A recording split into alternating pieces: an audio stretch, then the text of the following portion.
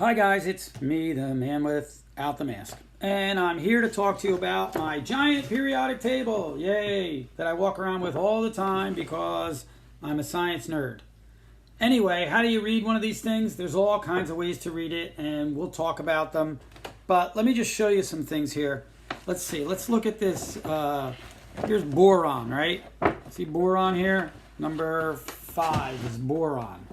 Now, every periodic table has the atomic number, which is there, let's see, which is there, 5. And then it's got the symbol, which for boron is B. And then it's got the atomic weight. Now, sometimes in science class, we'll give you some facts. And I'm going to give you the facts and that you can use as a background. And by saying one thing, you'll know the other. For instance, the number of protons always equals the atomic number, which always equals the number of electrons.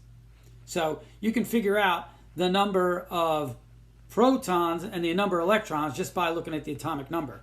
So if I were to say to you, how many electrons are in boron, you would say 5, because that's the atomic number. Now that's the atomic weight. To figure out the atomic weight, then that's a different equation. And we'll talk about that later. And that has to do with the number of neutrons. So if you know the number of protons, then you know the number of electrons. If you know the symbol and you know what the symbol stands for, then you know the name of the atom.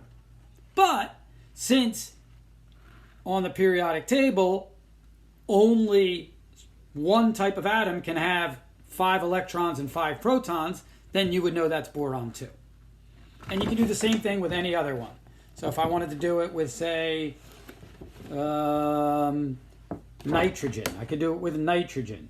Or if I wanted to do it with oxygen, I could do it with oxygen. So 8. So that means it's got 8 electrons, 8 protons, and then you got the atomic weight there. So I could use the atomic weight and subtract the number of protons, and that would give me the number of neutrons. Cool stuff. So today we're going to focus on how to know what each block on the periodic table, how it works, and then tomorrow we'll talk about how to draw and make our own atoms. Okay. I'm just going to walk around with this thing all the time because it's my periodic table. Some science teachers keep real small ones, but I keep a nice large one. Oh well.